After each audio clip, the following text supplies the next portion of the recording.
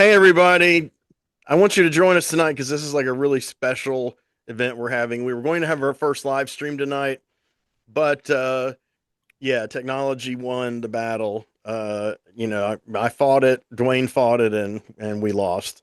So we're doing our usual sessions. We're recording it as if it's live though, and I will post it tomorrow on the 19th, which is our anniversary. Might be a two-part episode. We'll see what happens.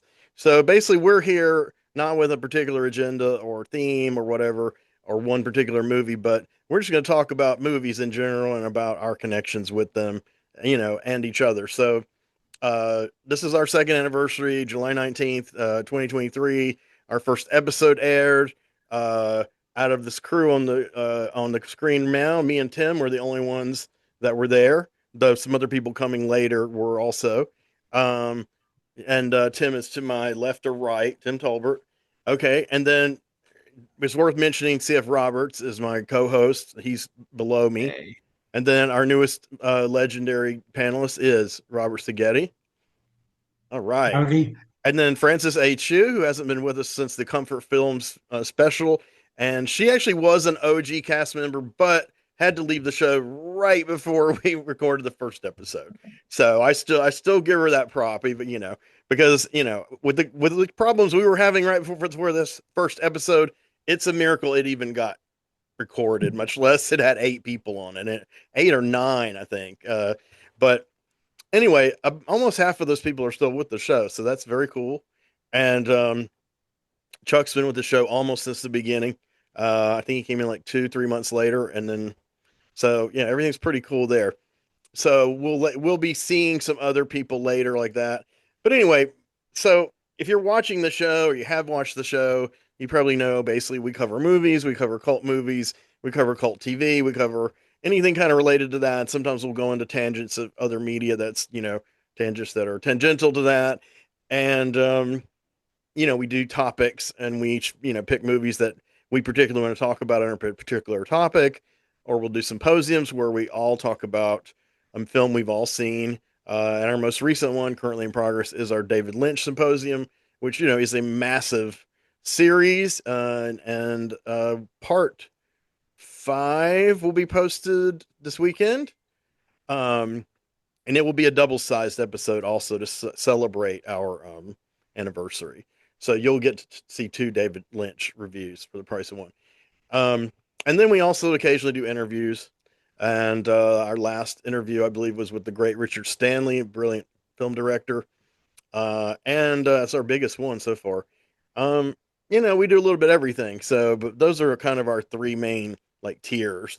Um, as we go, a lot more of the stuff will becoming more symposium related. A lot more of the people are putting in the extra time to make sure we all have seen the same movie, and then we can have like a kind of a wider discussion, and that's really opened up the show a lot.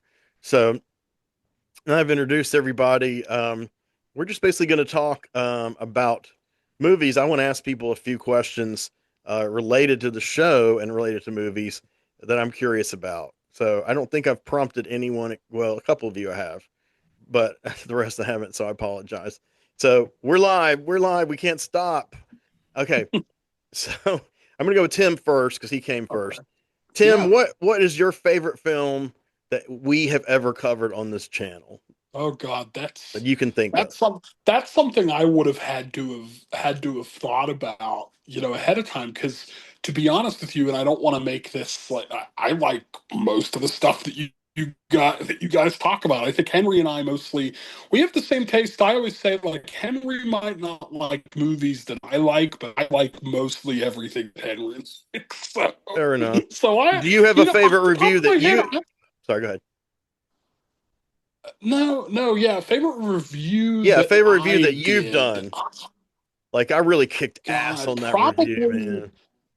probably the one where I talked about Paul Naschy's Assignment Terror. That was the That's very always kind of first my favorite. episode. Yeah, yeah, and I think it brought some people. It converted some of them to Paul Naschy. So I Oh think wow, that's yeah. So that, that I like that one. that's awesome. I think your best one was the In a Glass Cage, which we re-reviewed recently, but I have not posted Oh it. yeah, yeah, yeah. But Yeah, Robert has done an amazing job on one, and we're gonna highlight both of y'all's perspectives. I mean, you both liked it. Perspectives were a little different, which is complimentary, and I think people yeah. are going to really love that episode. Of course, we're going to put a age restriction on it just in case. As I do, if there's a few movies that I'm like just in case, you know. But no one under 18 can watch our channel anyway. Uh, Really. so that's cool. Robert, in your time with the show, is there any reviews that you have particularly enjoyed, and is there any particular ones of yours that you've been excited about sharing? Um, I guess it was last week I did the Lee Marvin film, Prime Cut. Mm-hmm. And I think that's a great film that more people need to see. I think it was not that it was, particularly important for Lee Marvin or anything, but he was definitely the star of that vehicle, along with Sissy Spacek. That was her first breakout film, but that was like a real, for me, a favorite film, and so I enjoyed doing that segment. Hackman was the villain in that one, right? That's right, Marianne. Yeah, I think anytime Hackman plays the villain, I just kind of want to reach through the screen and just destroy him.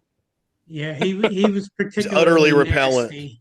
Yeah, Yep. in Unforgiven, he was just too much. But the You know, worst, you know. I think it's saying a lot when Lex Luthor is probably the nicest villain that. Lex Luthor is the nicest villain he's played. That's very true. Uh, I haven't seen Prime Cut yet, but the one that I think is the worst is a movie we also reviewed recently, which we still haven't posted. We've shot a whole ton of revenge episodes on revenge films. They're all in the can. As soon as we get done with David Lynch, they'll be posted. But one of them was one Briggy covered, called The Hunting Party, with Oh yeah. Oliver Reed and Candice Bergen, and that That villain. was interesting. I actually sought that out because I had never seen it before, Uh-huh. and I was intrigued by what she had said about it. And I found it on YouTube, and I watched it. It was very interesting. Oliver Reed, Uh, you can't it's good. not watch him. He's just amazing. Yeah, he is. And Hackman, that villain he plays is Yeah, so repulsive. It's almost beyond words. right. I mean, he does certain things to certain people, and it's not even graphically shown, but just the thought of it is like, Yeah, the uh, concept. yeah, I actually think Hackman was a lot like Peter Cushing. Like when he played a heroic character, you really rooted for him, and when he played a villain, he was an ugly motherfucker when they would play villains. And I think he Hackman was kind of mean had the as same. hell in Corruption. Yeah, yeah. Oh Almost. yeah. Just as a tangent, I think Hackman had that range too. So Yeah, I saw Corruption late night on TV when I was like 10 or 11, and they were showing all the Hammer and Universal Oh Dracula, yeah, yeah. everything tangentially related. So the first out of the box one I saw was they played Jess Franco's Dracula, which Oh, good. at Oh the yeah. time I fell in love with because I had just reread the novel. That's the one with Lee. Yeah, Lee actually looking like Yeah, yeah. Yeah, that's Actually, Count Dracula. Yeah, with yes. Herbert Lom's in that. Okay. Klaus Kinski is Renfield. So. Yeah. yeah. I actually really like that one. Yeah, me Not too. flawless by any means, No, but it's I not like it. flawless, but it is one of Franco's best movies, I think. And There's that Yeah. fun What is that scene again? with it's Which one called is that Count again? Dracula. Mm-hmm. Which one? Count Dracula. Oh, okay. So the Okay. name Is this the the name of the movie Is is this the Hammer one? no, and it's Oh, not a okay. Hammer. Okay, got It was the same okay. era. They cast Lee Oh, because okay. Lee was working a lot in Europe. I mean, he was working constantly. So in between Hammer movies, he did European, and one director he worked for a lot was this Jess Franco, who was extremely low budget Spanish director, but who had kind of an artsy feel. It depends on how his budget and what mood Yeah. he was in. Some of his movies are unwatchable. Some of them are hard to take your eyes off of. Um, this one, I guess, falls more toward the latter. So is Il Conde Dracula or Count Dracula in America, and and that's kind of the common name. So Lee plays Dracula, but he insisted to Franco he wanted to look like Dracula did in the actual novel. So when the movie starts, his hair's all white and he's got the Mhm. long white beard and pointy little thing like I've got. And he looked Oh, like that 1992 movie. I can't remember the name. I mean, well, Sort of, yeah. sort The, of. the Love Never Dies or 1992 something. movie took it. Yeah, that movie took it to insane extremes. Like, It okay, we was know he's beautiful. old in the beginning, but whoa, he Mhm. looks like thousands. Yeah, the makeup's great.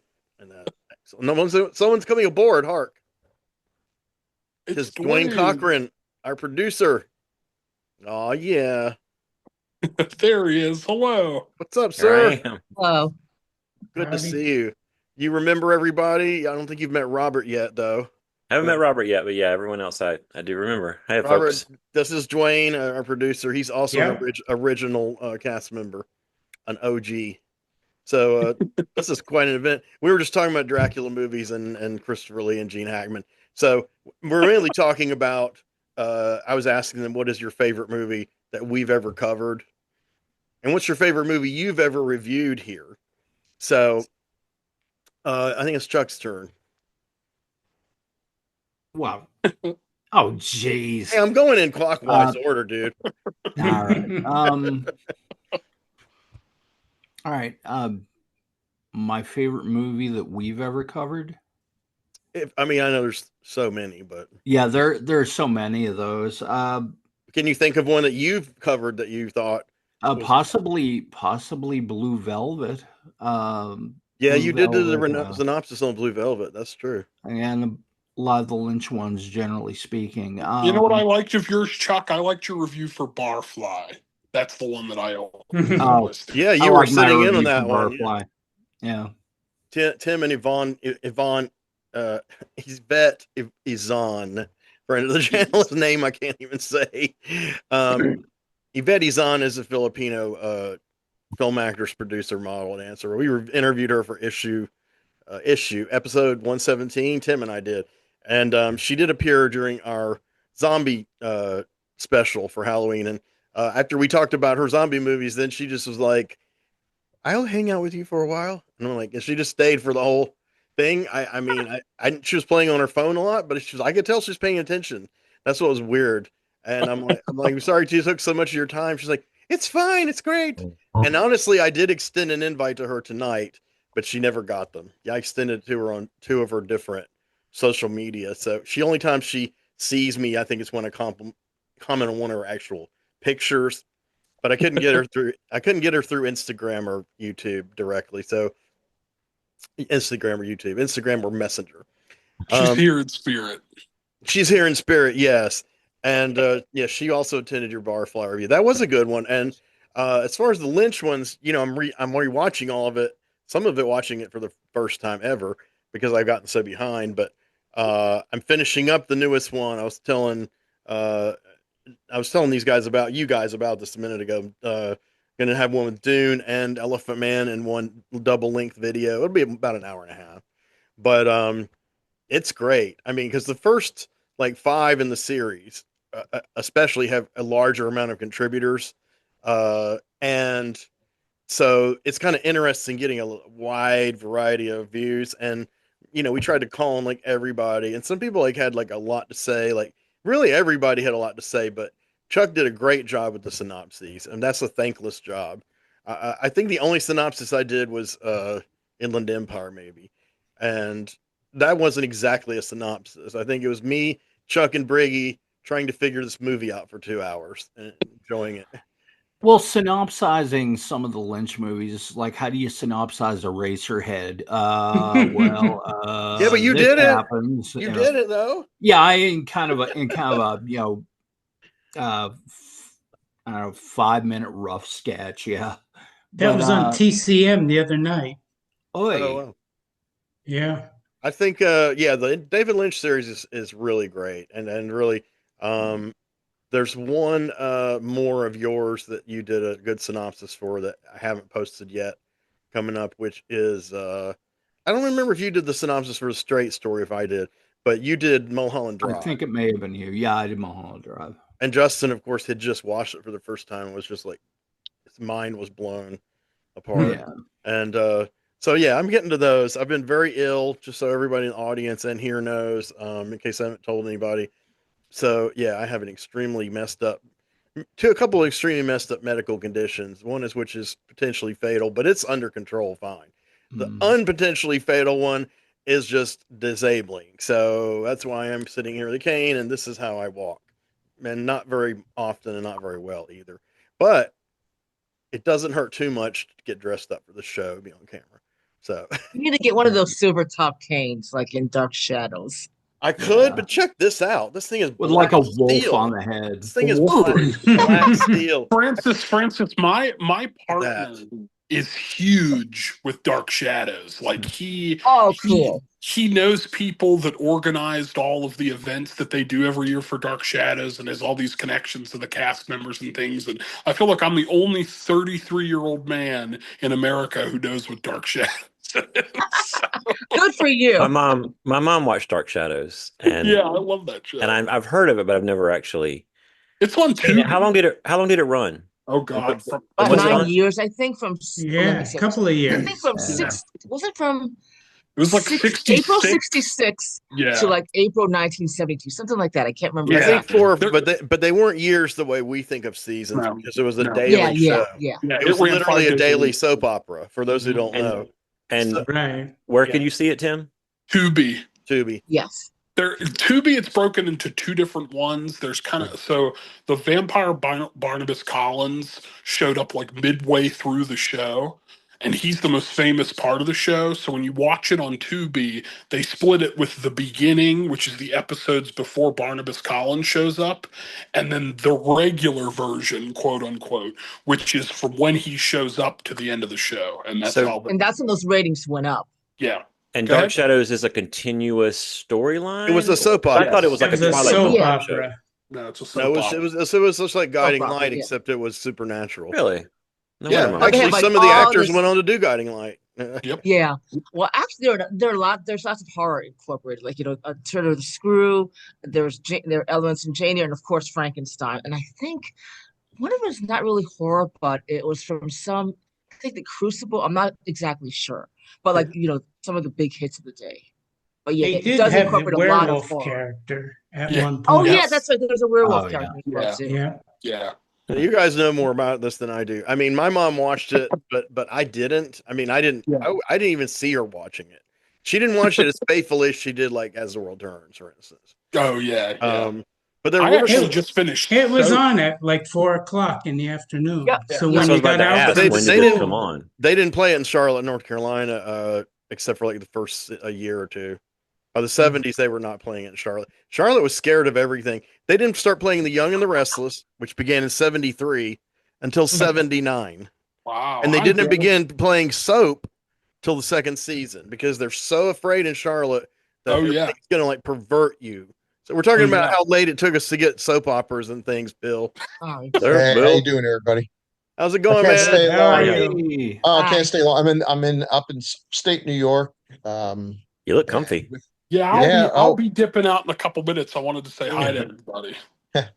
This is my dad's old bed where you can adjust if it goes up or down. I Oh, could get used to this. Yeah, That's Yeah, cool. that's nice. Yeah.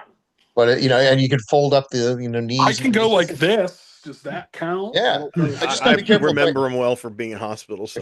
if I flip on my stomach, I'll snap like a twig. So I just gotta. Well, but it's yeah, nice. be very careful. Yeah. How's everybody doing?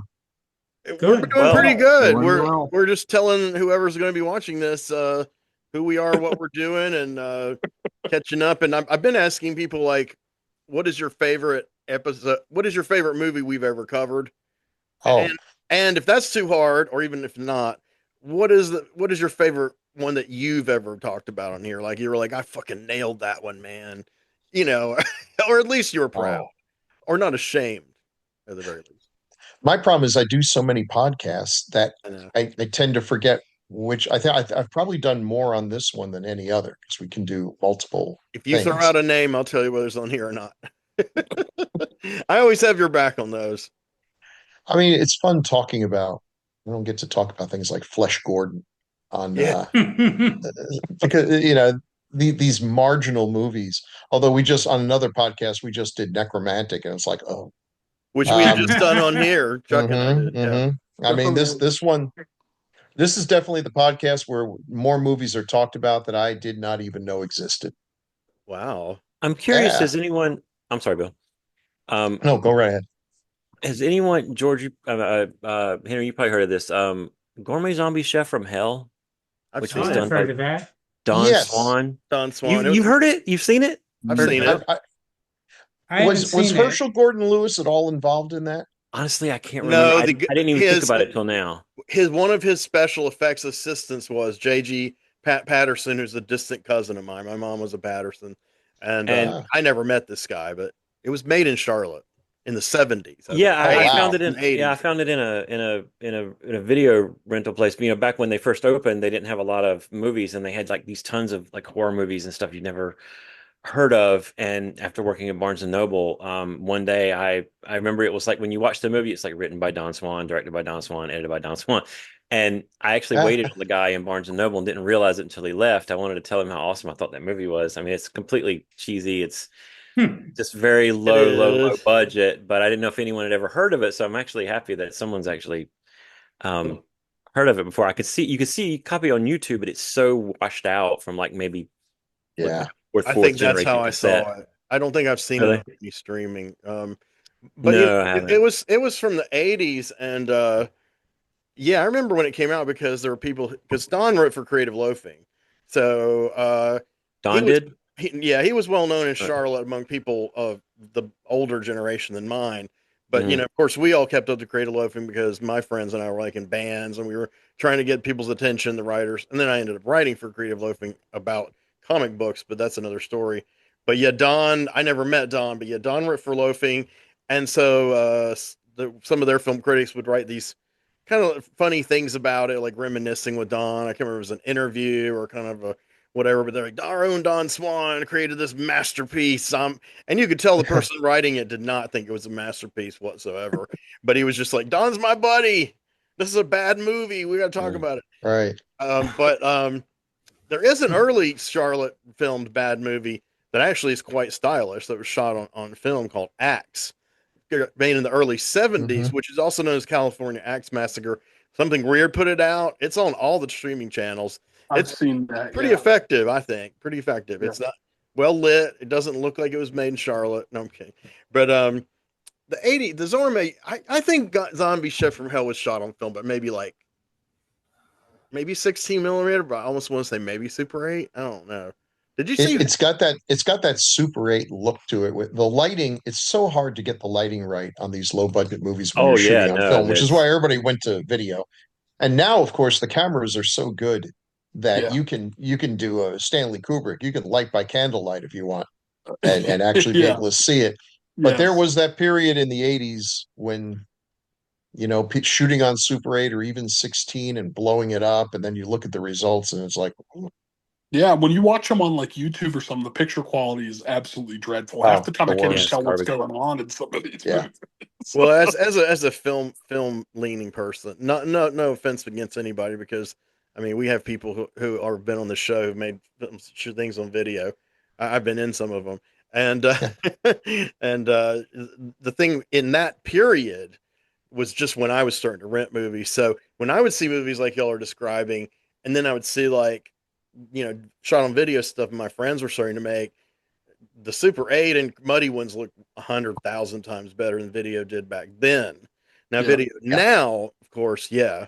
And, Yeah. and I was just telling everybody, Bill, and I'm sure you already know this, that I have told a few people just offhandedly, that uh, the show I can't ever stop talking about on here, Twin Peaks: The Return, was shot on video, and half the people I've told do Mhm. not believe me at all. I'm like, no, it was Oh, shot on high def video. It just looks Yeah.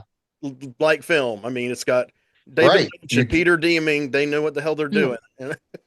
Shoot at 24 frames a second, do the lighting right, get your f Yeah, because stops and all that other stuff. I think that was when David Lynch like decided well, I think it was after Inland Empire that he wasn't going to shoot movies on film anymore. Yeah, he got militant about it. It was funny. Yeah, yeah, he Hmm. wanted to do everything digitally.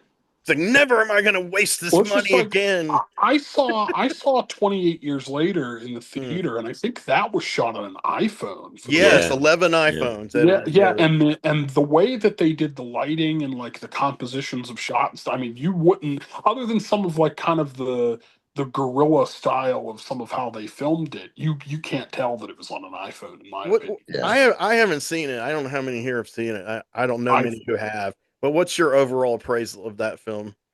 Me, Yeah. I enjoyed it. I think that people they're kind of looking for more of like an action zombie movie type Mhm. and it doesn't really, that's not really what it is. Mm-mm.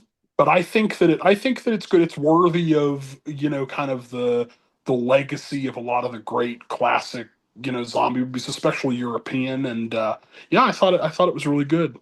I loved the first one though. At first, Yeah. I was against seeing it because I kept looking at things and I'm like, God, they just like Yeah. wholesale plagiarized so much stuff. But what's Yeah. funny is when I got the Blu-ray or DVD and I loved it, I had not seen it. I bought it blind, so I loved it. And then I listened to the audio commentary, and Alex Garland literally is saying, "There's the part where I took the guy chained up. That's supposed to be Bub from Dawn of the Dead." And then he's like, okay, and Selena, the black girlfriend, that's supposed to be Mhm. Rosalind Cash from Omega Man. I'm not Yeah. denying it. I stole Yeah. from these movies. And the thing is, he originally wanted to film it in a style similar, somewhere between Fulci and Romero. But Yeah. Boyle Mhm. came up with the video thing, and since it was Yeah. totally the other way, experimental, Yeah. they hit on something. I think he hit on Yeah, something. like I Yeah. said, it's amazing what quality you can shoot things on. And there's also stuff that people shoot nowadays on high def cameras and digital that look like shit. It just, I Yeah. think you have to have the skill to make it look good. That's Well, I The think I good think a thing is lot of we the have computers. yeah. Well, yeah, if but a you're lot of the problem too is how people are watching on TVs. It drives me Yeah. crazy, but the TVs come with the setting that is the Yeah. worst possible setting. It yeah, looks great yeah, if you want to yeah, The see the motion feel the smoothing one, or The yeah. current yes. TVs, yeah. Oh my God, when I'm yeah. watching a movie, I saw Yeah. Bone Tomahawk for the first time on that, and I was like, I Mm. Oh, like this movie, but it looks like shit. And then I watched it on my own to watch because I had to flick that on my wife. Is like, yeah, it's going to stop being a Western real soon, dear. Yeah. But then I'm watching, I'm like, this looks way better than I remembered. And Yeah. then I realized after a while that my ex-wife has never changed the settings on her because they Target. tell you this is the best setting, this is the No, most thing, it's but it's not. like what Jackson did with The Hobbit. That Yeah.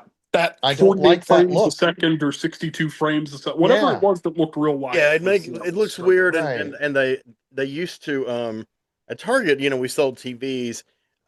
Their ads and stuff were calibrated to where things looked correctly on the TVs on the wall. But in our Sure. break room, they just toss one in there. And so to me, like I was talking about the late 80s shot on video stuff, it looks like that to me. To me, it looks like a combination between a bad soap opera and a bad porno. Well, it's Just like, also it's like just how you'll totally see cheap. And it's it's like how you'll not. see it's like how you'll see like out like a doctor's office, great example of this. They'll Yeah. have an Yes. HD TV, but they don't have the HD channel, like version of the channel on. So you're watching it and it looks like it's being beamed from Venus, to us on Yeah. Earth. And I'm like, if you're gonna make me sit through, Dr. Phil, put him in high definition at least, for God's sake. But Yeah. but yeah, so I was people just don't appreciate that kind of stuff, I think is I think part of it's the only a problem. very recent thing that they've started Yeah. doing that as a default setting, Yeah. Yeah. which is sad. I mean, it's really a huge step backward towards Right. the Mhm. At aesthetics least of anything. I do think that people have in some ways have gotten better. Like I remember there would be complaints when they'd show Ben-Hur on TV, and when they got to the chariot race, they would stop doing the pan and scan and make it into Yeah. widescreen. But since our Yeah. screens weren't that big back Yeah. then, it was a pretty thin Right. little sliver. Yeah. But it's like, dang, people, do you want to see the chariots? Do you You know want what? to tell what's going on? You got You to know do that. what's funny you say that, Bill. I was converted to widescreen as a kid because of all people George Lucas. Because what happened was when I was a kid, the widescreen letterboxes used to drive me crazy. Hmm. And I watched the full screen of Revenge of the Sith, and it cut people off that I remember seeing in the theater. So from Yeah. that Oh, point onward, I always watched widescreen. I was like 13, and I'm like, I'm gonna watch this stuff in widescreen We from now we didn't on. we didn't So know how much we were being people yeah, who watched yeah. movies Yeah. on video or at home. We didn't know how much we were being ripped off and insulted. Oh yeah, oh So, yeah. like the late '90s, it started. And I will Mhm. say, Tim Lucas was very important in that with Video Watchdog. Yes. Mhm. Yes, he oh was. Mhm. yeah, absolutely. He preached Good on man. widescreen. Laserdisc was his favorite though, Yep. but he loves Yep. Blu-ray.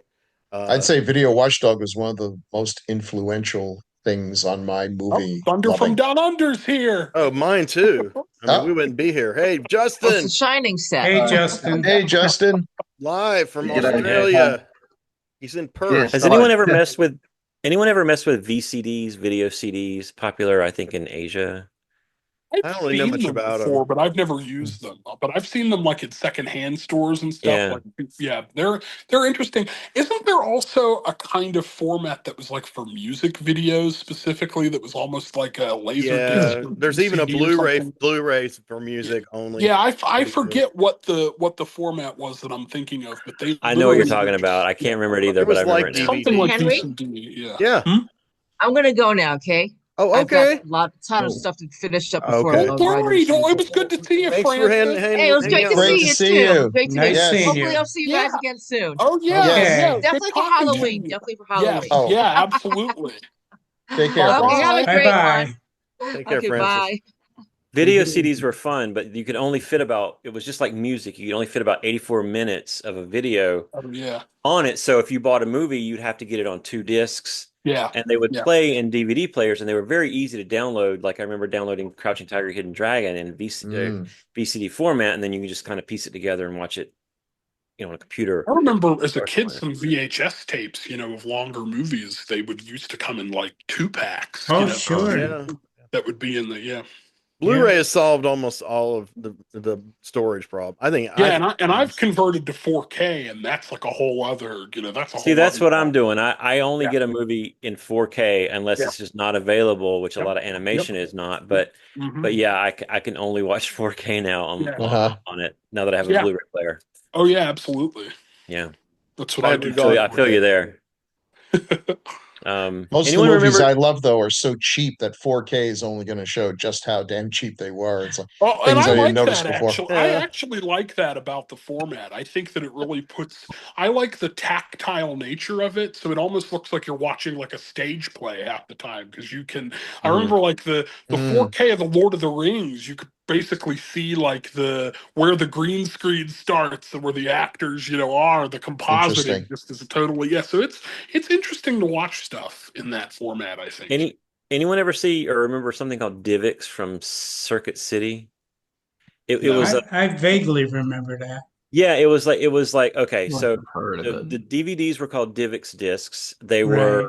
They had an end shelf, they had an end date. So if you had a DivX player and Uh, you could buy a movie for like $5, so you can get a first run movie for $5, but you can only watch it like 2 or 3 times. Right. After that Yeah, were third, they the discs that they rotted like after a Expired. yes, certain? they Yeah, would okay, I Yeah. rot know after so exactly many what you're talking plays. this is Yeah. Mission And Impossible.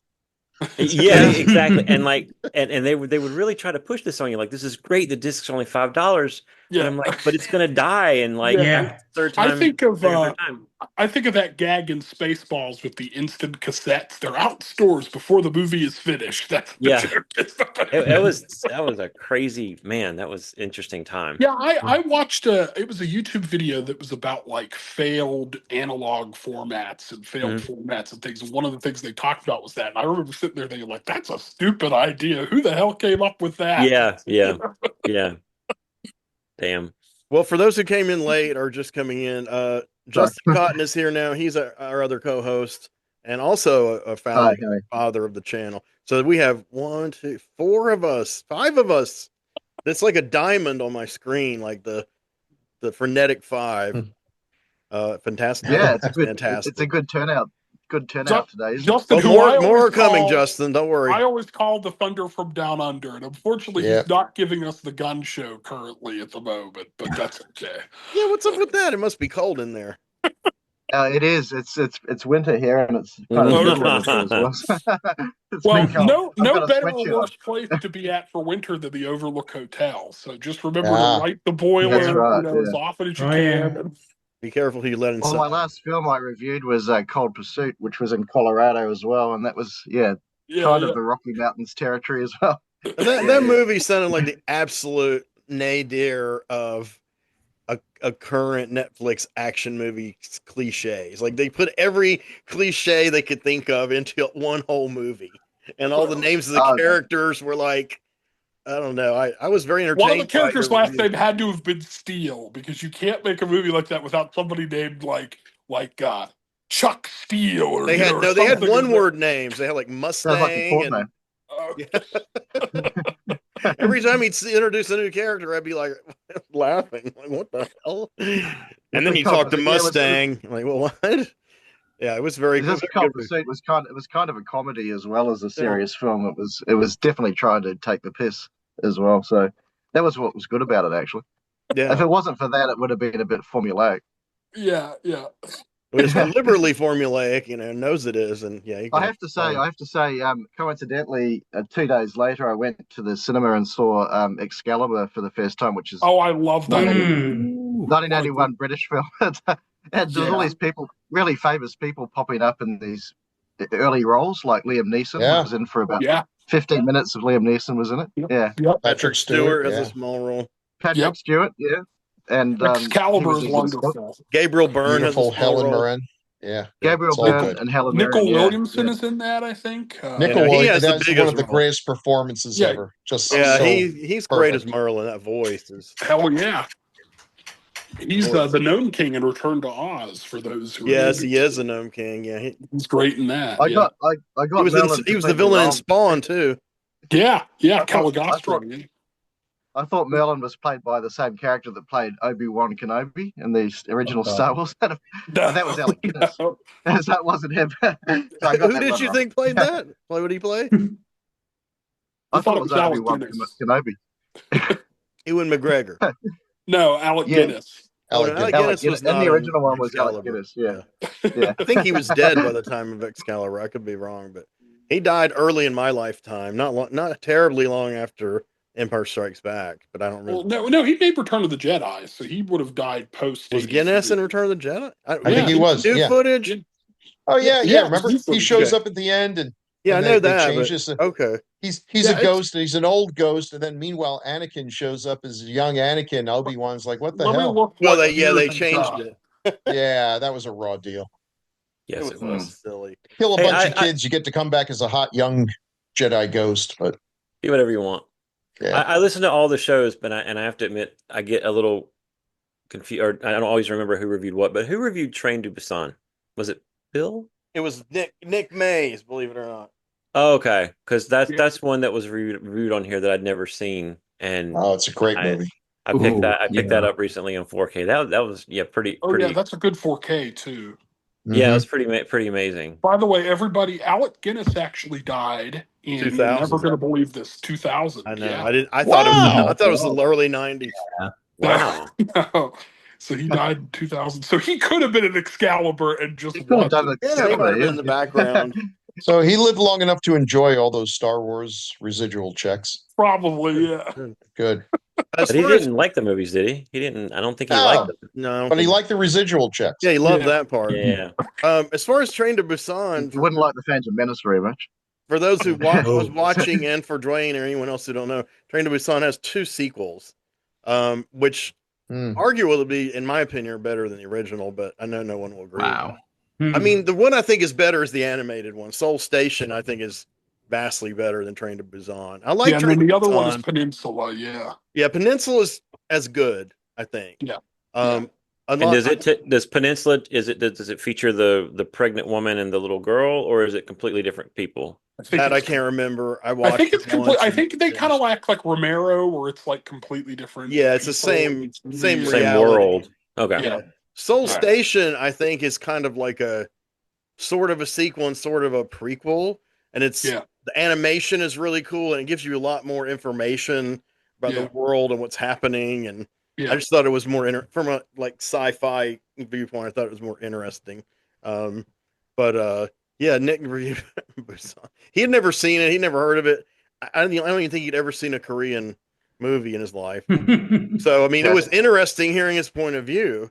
I mean, and factoring all that in, he did a better job than a lot of people do. I'll say that. I mean, Yeah, he was extremely enthusiastic. his about that. enthusiasm carried it absolutely.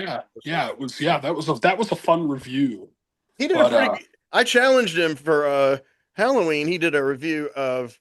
I asked him to review Astro Zombies and the White Zombie, and I was like, you can do one or both of these. I just said they're old movies. I didn't think that was going to be as big a thing as it was, and so he was like texting me, and he's like, I don't know, these old movies. There's like, I don't know. It's like I got to recalibrate my brain. This You guys all this prepared black and for this? white and these weird weird dressing, the way people dress and act, and it's like an alien world. I heard a little kid, I heard like a 6-year-old kid tell his dad that he didn't want to watch Dawn of the Dead because it was an old movie. That really broke my heart. I was like, With oh, the Zack Snyder one. Yeah. no, the '78 one. I mean that's and I was Well, like, oh my a god, it's lot not of horror that people bad. think that since the remakes here, but Yeah, I go on chats. I mean, I'm on some chats and they're on my side, and something interesting lands, I'll check it out. oh And yeah, there absolutely. is a huge wave of millennials and Z who much prefer Cider's version of the original, and I hate Well, that. For the record, I Mhm. despise that well, bad. ever since they closed the mental hospitals, then you have people now who are saying that the Dawn of the It's all Dead Ronald remake is Reagan's fault. better. It's yeah, I know exactly. We live in a godless society, folks. Well, yeah, it's weird, but what I feel like doing sometimes when they say that is like, yeah, but have you seen the straight to cable sequels remakes like Day of the Dead, Contagion? They're even better, man. You know, Yeah, and you should. You know what I usually do? I tell them how much that I just love the Night of the Living Dead 30th anniversary with all of the George Lucas footage and and all the that extra did not have stuff. traction. It went completely out of print forever, as it No, should. which is It good. shouldn't It's have really good. existed. And what's sad is when it came out, Anchor Bay was batting 1,000 with their titles. They were Yeah, yeah. ruling the cult film They, market, and they put so much effort into that. And I'm like, you yeah. guys are really They have wasting your actually time. since buried it in the deepest Yeah, vaults of the Vatican. I don't know if you guys know that. because to get So Nicolas Cage to break in, yes, yes, yes. He's the only person who can break in. I'm Yes, gonna get that movie. Yeah, it's like he's that in. last secret of Fatima, just Yes, yeah. You said Contagion. You said Day of the Dead Contagion. Like Contagion's its own movie, right? Because I think I've No, seen Day of the that. Dead, It is, colon yeah. Contagion. There also is a movie called Contagion, though. Yes, I there's a just watched couple. Contagion recently, and Oh, okay. it was good. Is It it was the basically one? Is it the one from the 2010s? Maybe. yeah, 2010 or 2011. It basically The predicted pandemic COVID. movie. Have Oh you yeah, Yeah, it's The great. seen? and pandemic, yeah. Yeah, Yeah. Here's a there's I a used to remake. Day show of it the in Dead class. remake that's the called You Day Kate showed of it in the Dead. class, Bill? Winslet. Yeah. Kate Wow. I showed Winslet it was in in it. class, and people thought I was a prophet when COVID hit. I was like, no, Exactly. I thought it was going to be influenza. But I I have a vice principal who thinks I'm a genius because we were just shooting around talking about stuff, and I said, and this is months before everything happened. I said, man, they ought to be checking out what's going on in China is coronavirus, and we just. And then he's like, oh. Bill predicted. It's like if Bill predicted it, Bill would have been buying, stock in Pfizer and all these other companies. And Bill would be Bill, I was a teenager when that movie came out. I remember seeing the trailer, and I told my friend, I was like, I don't want to see a movie that's going to make me want to wash my hands the entire Yeah. time. So I Yeah. just The thought, part that movie really predicted, though, Get was some the head spray. Jude Law character who yeah, was the yeah, paranoid who Yes. didn't believed it was all a fake, and he's pushing some, Some fake cure. flower. 100% Yeah. accurate. 100% Yeah. and accurate. I'm always the guy who like I'm on the bus and people like cough and sneeze on me. Yeah. It hits a little too close to home, so I don't really watch that. Absolutely. Hey guys, I got to run off. Okay, Yeah, I I'm Bill. wanted to actually stick I'm around actually going to longer, call but it a day too. I have some things that I have to do here, and it was All yeah, right. but it's wonderful to great see seeing and talk everyone. to everybody. Absolutely, Henry, you're all thanks the for putting it best. all together. Thanks for Thank coming you. up with this Yeah, idea. It Henry, was a you little do dubious wonderful at work. first, but it's been Thanks really for being cool. with the And show so long, Bill. You too. it's also Henry, good to see you looking better. I think when we first Thanks. started, I was like, oh boy, I was Henry going is through a looking lot. kind of rough. You're Oh, he's going gonna through a die. lot, and it's only been People a couple always say that years, and about me. I understand. Well, you're in a much better it just place. it's how you prioritize things as an American. Since I've met you, I mean, for the show, because I met you years ago, uh, my my physical health is seriously degenerated, but financially, I'm doing way better. So I guess as an American, yeah, I've improved a lot. There you are. But hey, thanks everybody. Thanks All for being a right, part of thanks, Bill. everything, All and You right. care. guys see are you the again bomb. soon. Love you, buddy. Bye Bye bye, man. bye. All right, bye, Tim. Bye bye. Good to see you, Adios. Tim. You're Bye. leaving too? No, okay. Yeah, Briggy will be here soon, and then these other people who wanted to be here, hopefully, well, they said they're going to be here. I thought they'd It's all hard to be here. believe it's been 2 years already. It's gone fast, yeah. It has, man. It's just the only thing that bothers me at all about the show now. Two things: one, me, my health that I've gotten so far behind on posting. Once a week is just not twice. Bill told me twice a week was fine. What do you guys think? What do you guys think is a healthy amount of posts per week to just kind of keep stuff out there, regardless of what the algorithms think? But what you know of algorithms or of shows or your preference? Well, I don't Twice a know week? much about algorithms, but I would have thought that 2 weeks, two per week sounds about right. Yeah, it sounds okay. Yeah. Once every 2 weeks, No, no, no, no, no, not once every two Two weeks. times a week. Yeah, two twice a times a week. week, Yeah, two 2 times a week. shows Mm. a week. What do you That's think, Robert? That seems like a lot because, yeah. you got to think about setting aside the time to sit there and watch something. And if you got two in 1 week, that's literally a couple hours. Like I look at true crime channels and they put out anywhere from 1 to 2 a week. Of course, Yeah. they have thousands of But that's subscribers a who are whole eagerly different, waiting. yeah, It is, but as far as algorithmic, it's the same kind of current. And like the fan channels, which are most of their fan bro channels, I mean, they put out 3 videos a day, but all they mm, do is hustle rumors and news from Hollywood, and a lot of stuff right. they say is false or their own opinions, and they say is a Mhm. fact. A lot of it is fact. Some of them do have connections. Um, but like a At channel, least and then the political news channels I follow, they do at least twice a day. at least you're producing a valid product though, Oh, it's thanks. not Yeah. it's just not some recycled garbage. Well, I used to be on such a roll. I was doing like 3 and 4 episodes a week, as y'all remember, and Yeah. so This is the thing. You've also really upped the production on this. yeah. And Right. so there's a lot more intricate editing going on. And so that's going to create kind of a crunch. I mean, if you're doing all that work, I mean, one a week is pretty good. Right. I've got it to about, I think the longest in the last couple of months, I think I went almost 2 weeks. That was pretty recently though. And so now about Mhm. like the last episode, not the little announcement episode yesterday, but the last episode was 8 days ago tonight. So I feel like now I should have an episode, and it's almost done, but it's still, I'm a perfectionist, but I was telling Robert this last time before any of us were filming actually, and it's sort of what you just said, Robert, is I have peeled back, and Dwayne knows this. I have like peeling back on the graphics. Like in other words, I was putting graphics like for every like thing that was mentioned in the thing. Like I was trying to just completely, and when you guys see the Thunderbolts video and that's finally finished, you'll be like, what the fuck, what the hell, you know? And because I couldn't resist putting all these comic book and movie graphics. Um, but like with the one I'm doing now, Dune and the Elephant Man, I just collected as many stills and posters that I liked from those two movies, and then I start with each review. I started with the posters, or maybe and I may end with the poster too, and then I just spread the things around. Some last, I'll try to make them each last at least 30 seconds while the person is talking, and that way you get more use out of it. And but I don't put them over what the person's saying, And most channels I watch don't either. Like a lot of the movie and comic book channels that they'll show the images, and first they'll be like, okay, so now we're talking about Spawn, and they'll show Spawn.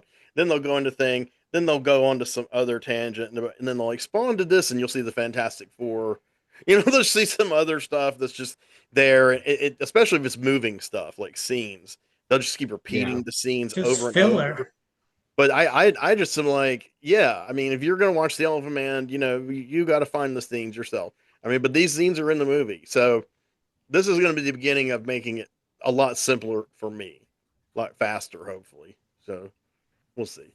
But I still pick good graphics. I've got a good eye. The trick is, as Dwayne has pointed out, is getting the widescreen images to fit the my editor screen.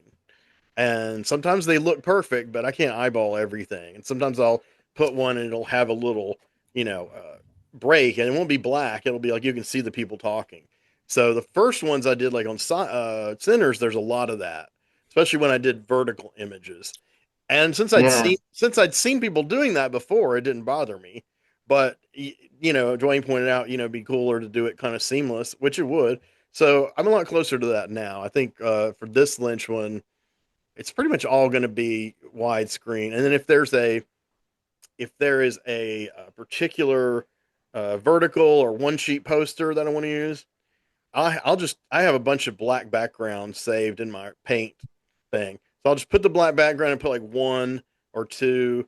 One of the Thunderbolts things we were talking about, Julia Louis Dreyfus's character, Valentina Allegra de Fontaine, who I've been familiar with since I was like a wee one, and so I like put three. I had three great comic images of her, and they were kind of thin. I just put them into one thing and just was like, boom, here she is in the class she was in the comics. But yeah, I'm trying to jazz it up. So to everybody's watching and who's here, I'm gonna at least once a week. That's my goal. But I am gonna scrape toward two a week. What you did on That's my really. Huh? my video essay I did for Sinners was really cool. The graphics you put on that. Thanks. Yeah, I wanted to kind of like if it's just one of us talking for a period of time, then Yes. I Yeah. feel like we got to break it up. I mean, even if it's someone as Mm. gorgeous as me, we've got to break it up, and not to put too much strain on the audience. But one second, I gotta shut up. If it's a group though, it's more interactive. So the cool thing about the Lynch ones, the group was big, so I could put a graphic for like hold one graphic for like a whole minute almost, and then coming out of it, you'll still see like six people talking, and I would try to time it. I got so exact, I was timing it to when they were saying not certain plot points, but just certain points, like analyses of the movies. So, in other words, when you see the people again, okay, we're back with the people, but they're all like kind of, alive and interacting. It's not like just one person reciting stuff. So, having some of the people in the show are more animated than others. I think I'm one of the least animated, but Elijah, turn him on, he can't stop. So I put I put him on there a lot. I mean, with all of us. But when he was talking, I was like, Elijah's about to analyze the movie. Take the graphic out for a few seconds and then get another one. But I'm happy with the way they're turning out. I'm sorry they're taking so long. That's the bottom line. This is the other thing, though. I mean, if you got a channels that are getting millions of views or whatever, and they're actually pulling down the cash. I mean, a lot of those channels, you've got the host. It's not a one horse town anymore because they will No. actually they will like outsource for editors and stuff like that, Mm. which must Yeah. be nice. But Sometimes you have a little staff like the I kind of patterned the Mhm. idea originally on the show that I was watching most on YouTube at that time. I don't watch him very much anymore, but I like that kind of channel. Very influential is Jimmy Dore show, and that's how I met Briggy because Briggy and I are no offense to conservative viewers, sorry, but right wingers, but me and Briggy are official moderators of the official Jimmy Dore Facebook group. She's met Jimmy Dore, I haven't, but um, he has a little thing he does out of his garage. So he's got his wife who's a producer, and she also looks stuff up on the internet, and she also reads off all the comments that are of note. And then he's got a producer named I forgot that guy's name, but he's a producer who basically does what Dwayne's doing on this show. Except he's usually physically near Jimmy, but not always. Sometimes he's remote. And then there's a chick named I can't think of her name either. Misha. she occasionally does a short films. Well, yeah, but Misha is part of the crew too. So Misha will Yeah, help him gather information, gather research. She's behind the scenes a lot, and she's also a comedian. So sometimes yeah, they'll show things of hers. That might be what you're thinking of, like her parodies. yeah, Like she did a parody of Klaus Schwab where she wore the bald thing. yeah. She does little things like that. Yeah. Yeah, And then Misha has a friend who occasionally helps too. So say that's five people. So you got a crew yeah, of five people doing a show that has almost 2 million subscribers, but it's yeah, made in one place pretty much. They have the technology. And Jimmy's yeah. admitted he doesn't understand all of it himself. So that's why he has a producer, and that's why they have to know it. I think his net producer's name, like I want to say it's Miles or Max or something. But this guy is kind of the guy who takes care of all that. And occasionally, if Kurt's not there and Jimmy needs somebody to talk to, like to bounce off of, he'll get that producer on camera, and this producer will just give his 2 cents on whatever he's talking about. And Mhm. so that's kind of how I felt like this was going, and it was interesting to me. And I don't know how people watching feel about this, but a quick information dump is that just because you star on a channel or it's your channel or it's your show or whatever, I'm using quotes around those. That doesn't mean that you do everything. You might do a lot, but because I've had people who've worked on the show and wanted to work on the show, and a few viewers, some of them got kind of angry at me, because they were kind of like, why can't you make the decisions? Why are you talking to Dwayne? Why are you talking to Chuck? Why are you talking to Justin? I'm like, well, literally can't do everything. And I need someone who's at a remove from the show to be able to tell me, what's up, what I could do better. And that's what Dwayne does. Again, Dwayne's been in this industry in one capacity or another far longer than I have. And and Chuck is in it now, and and Bill is too. So, it's like kind of one of those things to where I ended up directing people who are mostly more experienced at this than me. But most of y'all hadn't done a podcast before, and I had only done my solo one. And but yeah, no, Dwayne keeps me on track. Lets me aware of what's going on, things I don't think of, things I miss. The sound, the technical. So that's why you have to have a producer. So in case anyone's wondering, like, what are channels that have a main host? Who's the producer? Isn't he the producer? No, I'm not really the producer of the show. Dwayne is. So I'm a producer. But And that reminds me, Chuck, I saw something on your Facebook page. You were involved in a show. Was it like a local cable channel show, and it got some risque stuff in it? It got some attention. No, I've done several public access shows. The one that got all the attention and everything was and is called The Abbey of the Lemur. Oh wow.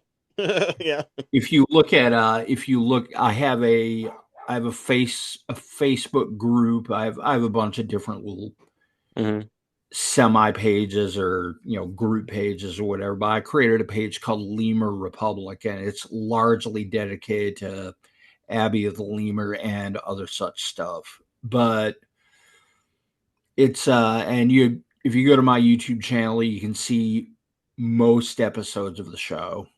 There are a couple I haven't released and that I will probably never release, but for the most part, yeah, a lot of the ones that got us in trouble, those are up there too. But you won that fight, didn't you, with some local?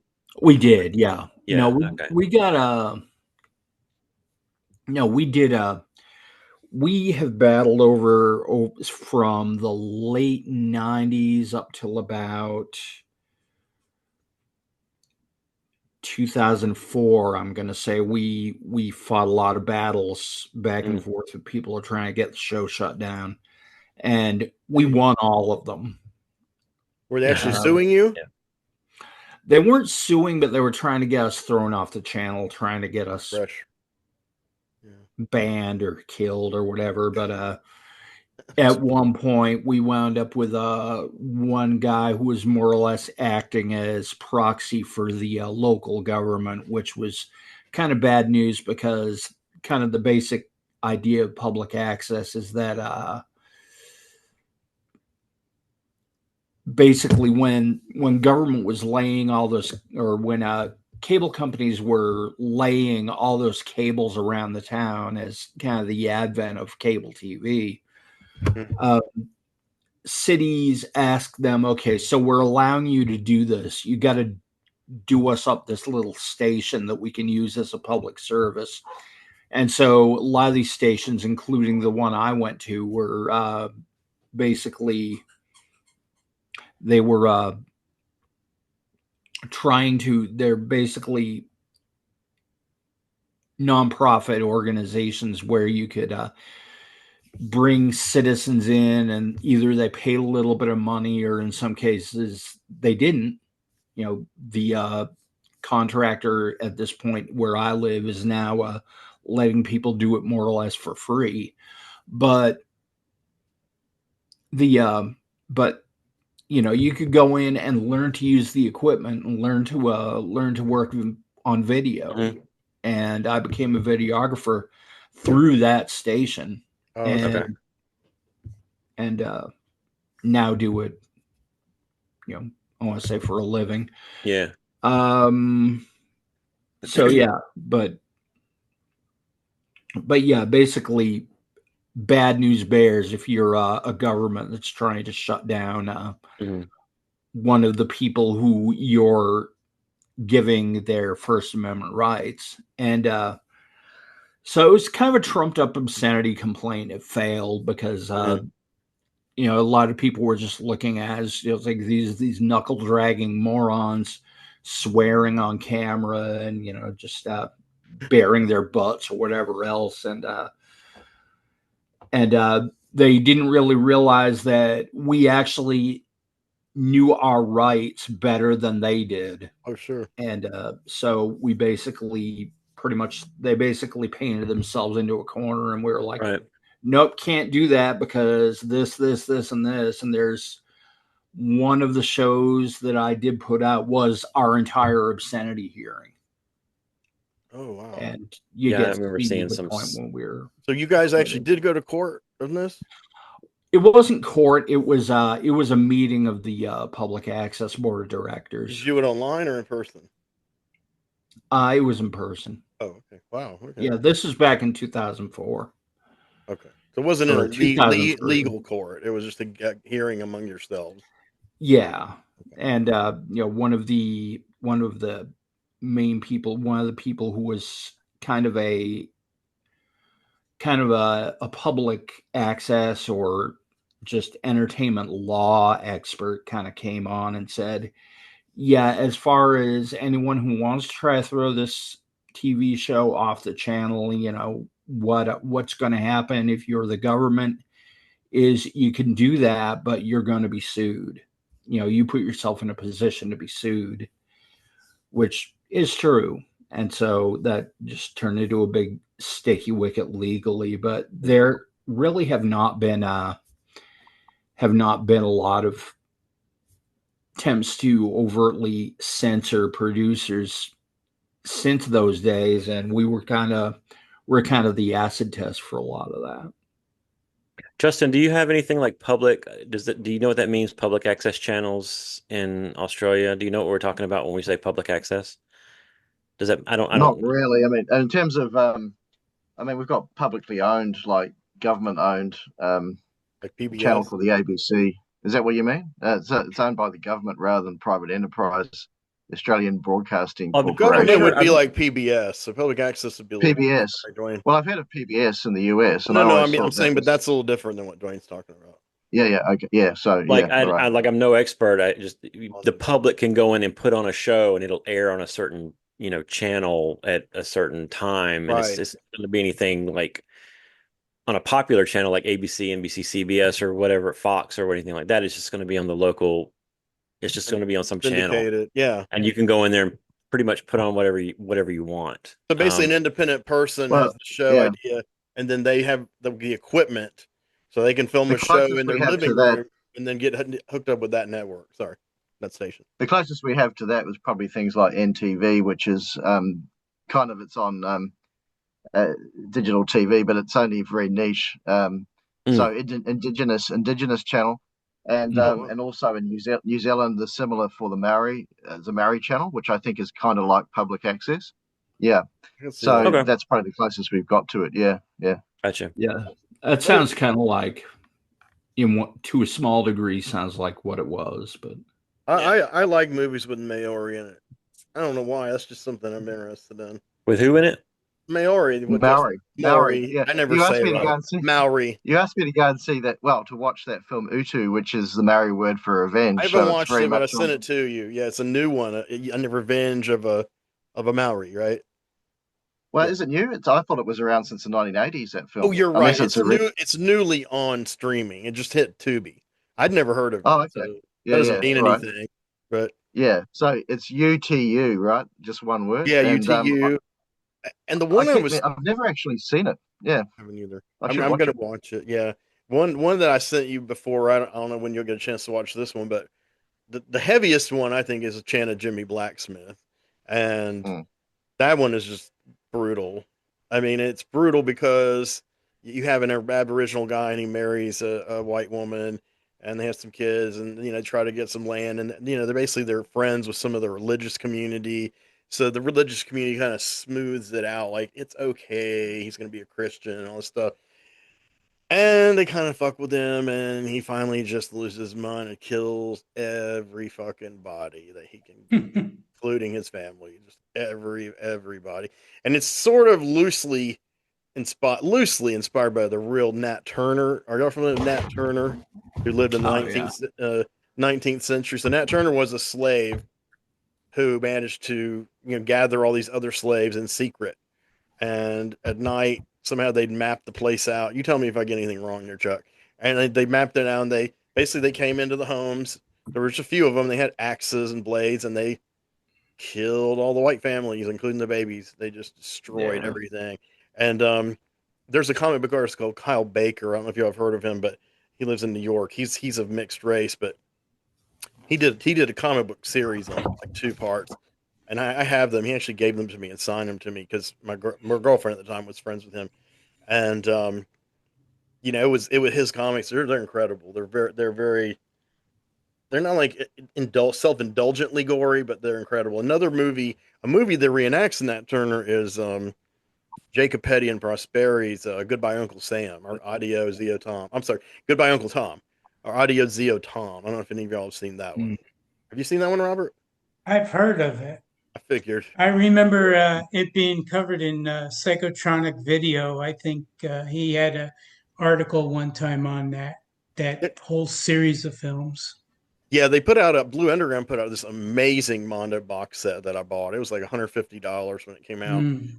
and it's out of print. And I can't find any plans for any of them to go on Blu-ray. I still have the individual ones. I can't really sell them because my box fell apart. Because I pulled it out so much to watch. It was a cheap box, but Yeah. they had I done think all we the might have that. Yeah, oh, well, that's cool because they had done a bunch of the Mondo movies, which are unlike the real death Yeah. movies that came later, that were evolved from them. The Mondo movies were like 99% um, Yeah, uh, non-fictional. They just hyped things up in their narration and stuff like that. right. But those guys did start taking risks and deliberately inserting themselves into things like coups in Africa, and they're parodied in Cannibal Holocaust. So the scene Right. Yeah. where they show the movie The Last Road to Hell, that is Roger O'Donnell making fun of Jacob Petty and Prosperi, and while actually going even further than he did, obviously, because with killing the animals and stuff. But they got to where they were arranging stuff, so they decided to do a fictional story. And to their credit, instead of just doing the same territory they were already doing, they decided their conceit was it's a Mondo movie. It's a found footage movie. Somehow they got their equipment and they went in a helicopter, and somehow the helicopter time traveled back to the South during the slavery times, and then they interview people. They just go around and interview and talk to all these people, like the slave owners, the slave, and they show everything they did, and all of it was meticulously researched. It was 100,000% true. Everything that happened. I don't mean the characters. I mean what happened to slaves. What the whole routine was. I mean, it's brutal. It's one of those brutal movies you will ever see. I mean, it's just. I mean, it doesn't have any real deaths or anything, but it's dehumanized. The fact that he got that many black people to play in it, that's an accomplishment. Because Hmm. I guess they got what he was getting at, and because he's basically showing that. I mean, near the end, he shows the Nat Turner evolution because he's been showing all this all along of white people just doing all these horrible, horrible things to slaves to process them, get them on the bone, and they hose them down and they check their teeth. They have to do all the. I mean, it's like really a lot more detailed and vulgar than that, but because they're like livestock to them.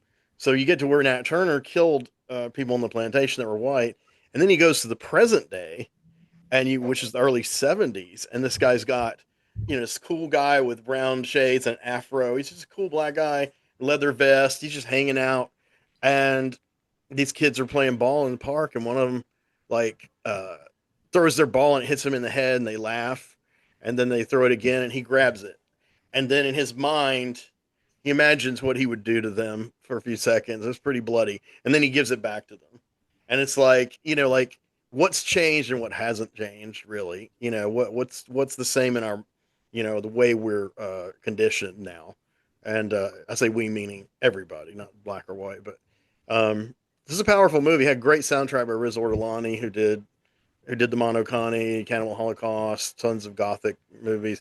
Um, and Monokani just went on to Tubi. So if anyone hasn't seen it, wants to see it, it's on Tubi. That's the very first movie of its kind. So, that was the first. And then, of course, a generation later, Faces of Death was kind of the one that, Right. rebooted that genre. But the thing about Faces of Death, so much of it is fake. And admittedly, so much of what's real is pretty grotesque. Mondo Cane is a dog's life, is what that's Dog's Life. translated to. Yeah. And it's got the dry narration. Right. The guy's kind of like, you feel like he's kind of making fun of the other cultures, but also like just informing the ignorant people watching us. So I don't know. It's just like I think George Sanders narrated a couple of those. I think maybe Echo, and he had that kind of droll voice at the Hmm. time. But yeah, that's cool stuff. So yeah, we covered Cannibal Holocaust on the show. Please watch our shows on Cannibal Holocaust. They're epic. Professor Harold Monroe did sit in briefly as we caught him as he was coming out of a skyscraper, and he gave his opinion about who's the real cannibals. But we got him. So we had a learned speaker, and then we had marksman Mark Marinowski, expert on extreme film.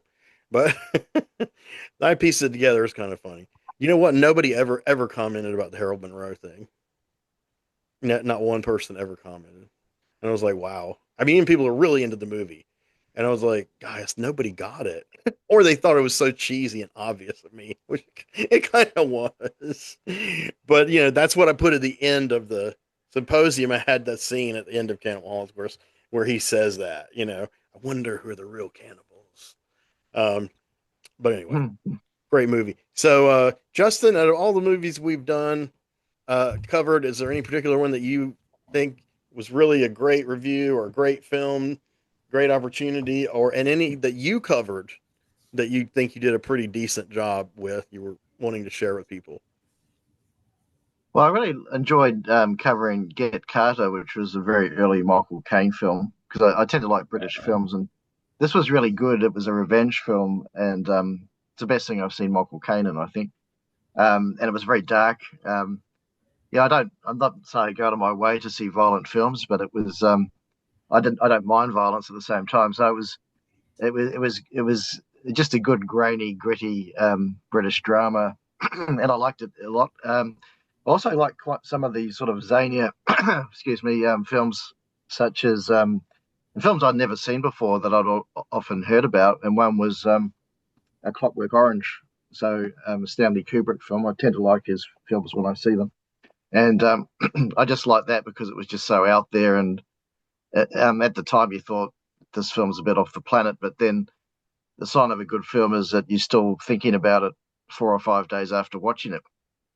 And when it's that old, that everyone is still talking about it Yeah, 50 years so if that later. came up again at my local cinema, the Astor, which tends to show classic films, if it comes up there, I'll probably go and see it, even though it's only about a year since I watched it. Yeah, it's worth And it. also, I like horror films. So one film I hadn't seen, which is quite an old one, but maybe a precursor to the films like The Exorcist, was Rosemary's Baby, and I think I probably did one of my better reviews was on that Yeah. one. But yeah, that was a good film. I like the setting in sort of 1970s or late 60s New York as well. Enjoyed doing Great that one. cast. Yeah. The Crying Game I hadn't seen for a long, long time since it was out of the cinema, which was probably 1994 or something. So yeah, it kind of seemed like watching a new film in some ways, because even as I was watching it, I couldn't quite remember how it wrapped up with the sort of the twist in the end of the film. I mean, the obvious reveal, of course, I remembered, but in terms of how the drama resolved itself at the end, I was still guessing because I I'm just couldn't glad. I'm remember. glad you agreed to do that. I mean, me and Bill really wanted it to be in that series, and Um, I and one of couldn't. the very early films I saw, and I offered to review it because I knew that I was going to see it. It was one of the first two or three films I reviewed on the channel. Was The Wicker Man with Mhm. Christopher Lee, who was a great actor. Oh yeah. And that was just quite a bizarre film, but very interesting one. I like the setting as well, in the sort of island off the coast in the 1970s. So so that's just some of the highlights that I've looked at during the time that I've been on the channel, which is 2 years. Well, the Wicker Man thing was fortuitous because you mentioned that you were going to go see it for the first time in the theater. Of course, I haven't seen it in theater ever, but um, I've been a fan for a long time, and then it turns out that most of the people who were four on camera people then, like Kalen, Keith, Bill, had all seen it and all enjoyed it. So that was really our first real kind of symposium because I felt like the old boy thing kind of failed, mostly because of me, not because of any of y'all. But the old boy deserves better. We'll cover him again another time. It again another time. But that one was really good, and it's people still watch it and like it. I think it was episode like 13, and it really was kind of a turning point because it was like the first episode we had with Kalen, and it was also the first episode where the people on the channel, those of us who started the channel, kind of got in sync with our schedules, and we had a lot of time to talk, and we all seen the same movie, and it wasn't always easy to coordinate those kind of things. So, and it's also our longest single episode, an hour 55 minutes. And Shelly used to pick on me about long episodes, so we don't do anything over an hour an episode now, unless it's announced as a special. But I was like, Shelly, but the Wicker Man's getting 100 views. Well, I mean, that kills your theory right there, doesn't it? I mean, the first episode is an hour and a half long, and it still gets views. So you can't, you have no idea what people want to watch or what their attention span is or whatever. Yeah. You never know what's gonna hit. I should also mention I particularly enjoyed this. Again, comes in the category of films I might not otherwise have watched, say for this channel. Was Cruising with Al Pacino. So Yeah. I really That's like awesome that movie. one because Great movie. many trips to New York. I like New York, but just sort of other side of life type scenario with that film. Enjoyed that. And then there's some sort of jokey films as well I reviewed, one being the zombie film with Jeff Stryker in it called After Death or something. Yeah, Zombie 4, and he reviewed that. He Yeah, reviewed that with Yvette is on yeah. camera. Yeah, it was just a joke film, really. Yeah, I Yeah, I think that mean, was the one where Nick was there that time as well when he was reviewing his film that Nick Mays was in that time as well. I think that was the same episode. Yeah, yeah, Nick was that time. Yeah, because I told him don't embarrass us in front of Yvette, and he did. He behaved himself. He didn't. I don't think he did interviews, but it was so funny because when you were talking about that movie, I'd seen it before, and you were commenting on kind of the ridiculousness of a lot of the Italian low budget splatter movies. I love them. I've seen a zillion of them, and you were kind of commenting on that, and I thought that's kind of cool. And but then I thought, oh man, I wish I could have like a little buzzer. I could like buzz Justin if he says something too that sounds too judgmental because a vet might get upset. Like you didn't though, but I was like, you'd be like, "It's ridiculous, zombie, low budget, gory movies," and then Yvette's like, "I'm producing one right now," But you were good. Don't worry, it went great. I liked having your viewpoint, and but also one other thing was I was introduced to Kurosawa films through this channel, which I wouldn't otherwise have watched as well. So the Seven Samurai in particular, but I reviewed at least one or done two a other few. Kurosawa films.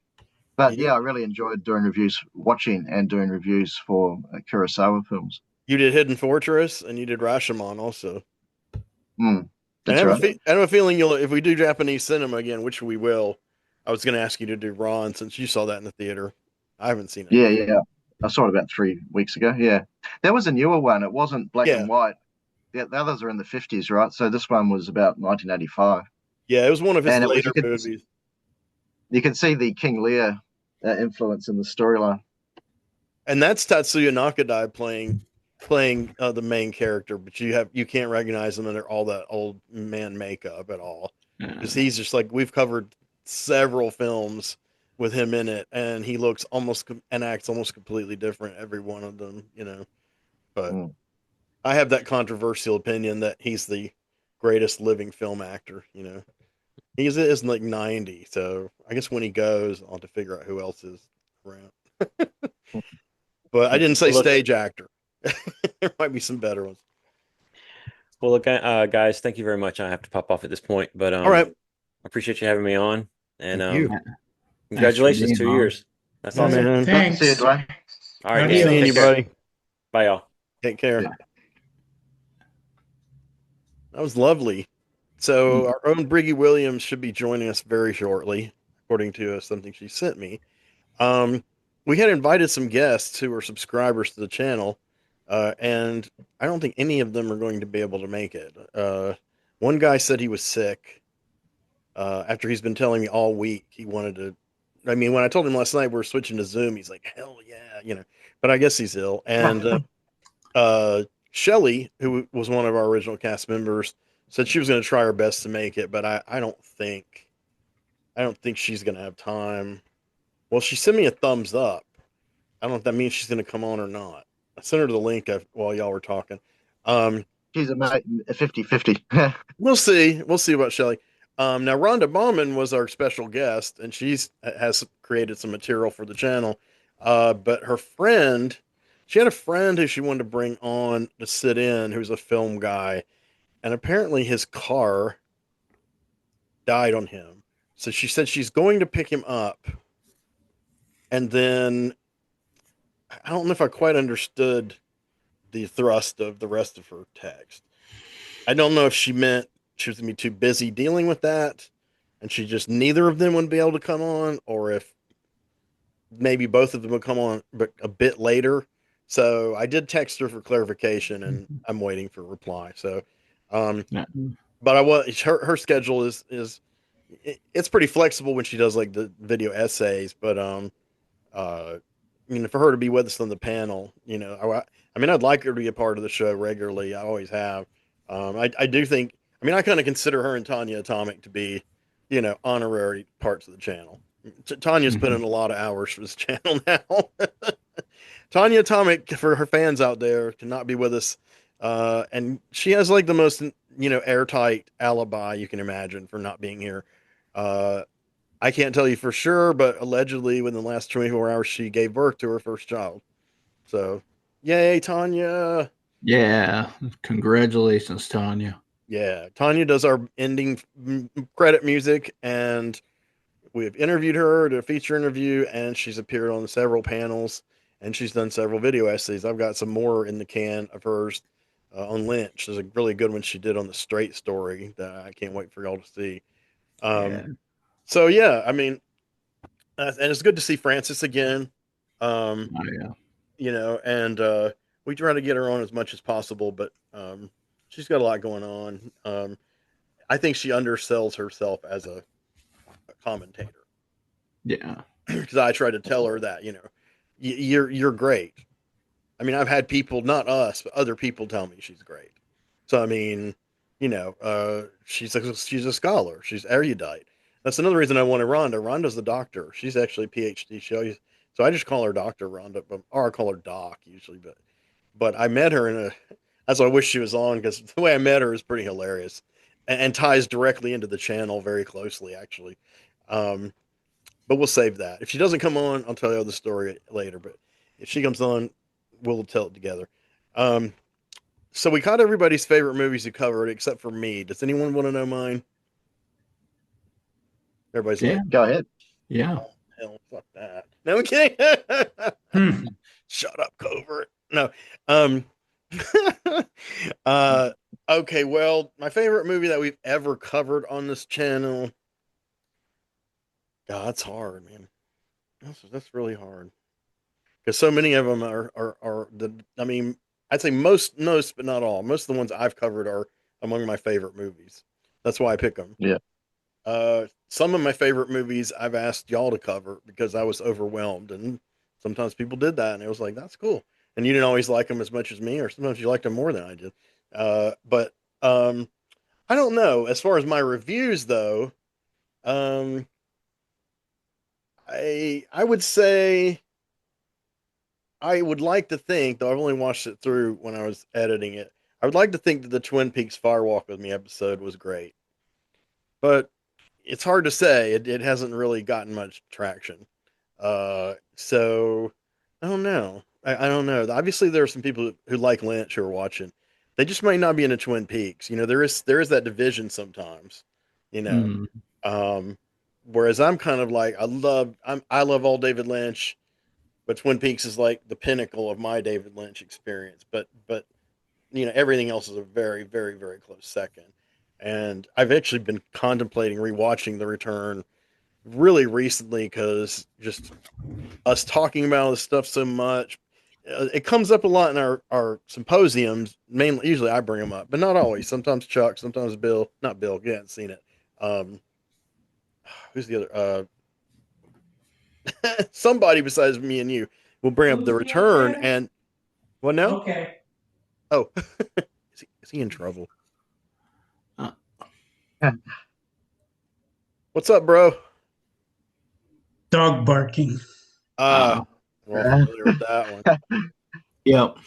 Thought she was outside, but she wasn't. I'll tell you one that Mm. I'm proud of, and the fact that it has done well, even though it really was polarizing. I think when I did it, I don't want to say polarizing, but I did In the Realm of the Senses. Have you seen that, Robert? Yes. Okay, so at the time I did it, no one on the show had seen it. So I'm telling four people this story that gets more and more graphic and crazy and weird, and I just couldn't stop going. And I thought this episode's gonna completely tank. I mean, you know, It's a tough film. the only person who spoke up was Briggy, and she was like, didn't know what the fuck to think. She's like, I'm glad to hear you describe it to me though, and make it clear to me what it's about. It's pretty wild, and because she'll watch anything, you know, which is cool. And um, but that video's got almost 500 views and almost 30 likes. So I don't Wow. know. I mean, I don't know why.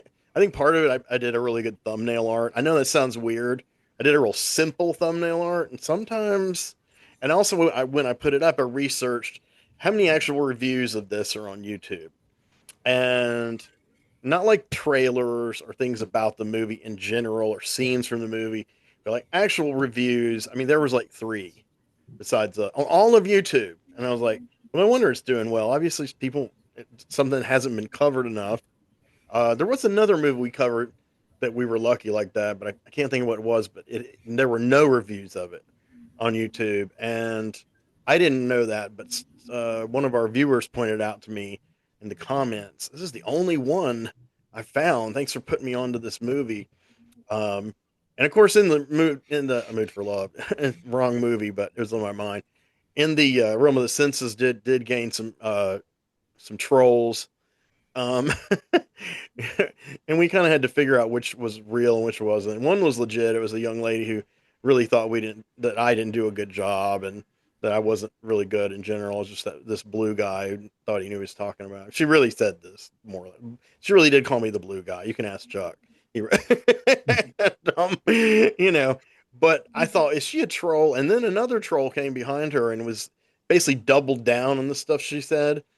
So I did a little research, you know, and I understand how sock puppets work, and you know, burner accounts and all this kind of stuff. I used to make a lot of them when I was a mischievous kid on the internet in my mid 30s, a mischievous kid. But the first lady was legit. She just really had a strong opinion about my review and about Japanese culture. So I was like, cool. So I left her review. The other one, that person had just gone on YouTube for the first time ever about an hour before they posted it, if that long, and there were a lot of little weird breadcrumbs, and so I kept rereading it, and I thought, I think I know who this is, and what they're doing is they're kind of echoing the other person to kind of look like I'm getting piled on, you know, and I just restricted the person. I didn't know when you, I didn't know when you block a person's comment that you block them, but you do. So two for the price of one.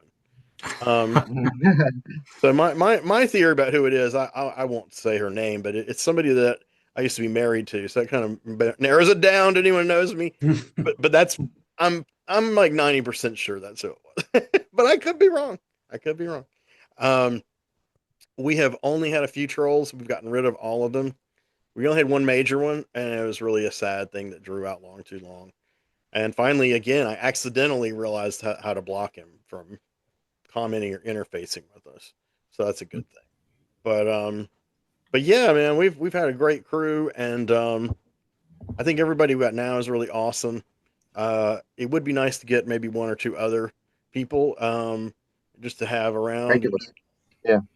Yeah, I mean, so if any of you guys know anybody, let me know, or if you see anybody on the places we hang out on Facebook, which are mostly the same, you think sounds like Hmm. they might be, know something, let me know. That's how I got Robert. I was like, Robert, man, he's pretty fucking cool, man. And I mean, almost everybody I've picked for the show were people I already knew either somewhat, like I knew Robert, like through a group, or knew well, like Chuck. Though initially, the only reason I know Chuck originally is because him and Heather did the movie reviews that they used to link to on MySpace. So we met like 15, almost 20 years ago. And so when they got on Facebook, and I didn't even think at first to ask Chuck.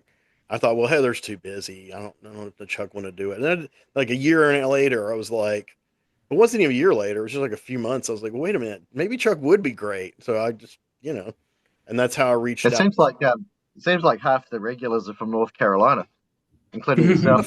A few. So there's 10 of us, and 4 of us live in North Carolina, but we don't have a Yeah, base here. This is the base. This is the nerve center, and Dwayne built it for me. So, but Dwayne himself is in Graham, North Carolina, and Bill is in Sanford, North Carolina, and I have only met him in Charlotte at a convention, and that was 10 years ago when I first met him. Robert, where are you at again? Pittsburgh. It's outside of Chapel Hill. Oh, so you're probably a good ways for me. Wow. Well, me and Bill have been talking forever, and the problem is we want everybody to subscribe to the channel. If you're watching, please subscribe. This is like at this point I'm just kind of begging people because once we get a certain threshold of subscribers, we'll be able to have uh we'll have access to a lot more stuff. Um both within YouTube and outside of YouTube. We can get a panel at a convention. Most conventions in the South, that people go to, that I've gone to, that Bill attends, a lot of them, I've done some research, and most of them, if your podcast says under 1,000 subscribers, they will not let you have a panel about it. So, um, however, since 4 of us are in North Carolina, if something great does come to North Carolina and we all can swing it, and we do get that access, then at least the 4 of us could go. But of course, all of y'all are welcome. Justin can dust off his private jet, get on down here. And Learjet. yes, the Learjet, Helicopter. the King Learjet. Yeah, the helicopter. um, but yeah, no, but seriously, any of y'all are welcome to come down anytime and visit. And I live alone except for my cat, so I don't have a huge house anymore, but I do own it, and I do have a lot of cool stuff in it. And I also have a lot of cool stuff that I'm selling. So Mm. I like that part of the world. I've been to Georgia quite a few times, particularly Athens and Atlanta, but which is not far, I guess. But the train goes through North Carolina and South Carolina. it's From I used to go there in the early '90s. There was nothing going on here much, so me and my girlfriend at the time we were all into like the alternative scene and music and punk and industrial and William Burroughs and weird shit. And so we heard about this store called well, first we heard about a store called Manifest. They were in Columbia, North Carolina, and we went there. It was wild. I went there a couple of times, and then years later I ended up working at the Charlotte branch of Manifest. But what's funny is by that time Manifest had been bought by FYE. So it actually, Ooh. I thought, based on the fact that what they sold and the way everybody dressed and the way I did, that it was going to be the coolest job. Is actually the most corporate job by far I've ever had. They were so uptight. I mean, they really had to. Yeah. They had to really deliberate as to whether they could just allow you the luxury of using the bathroom.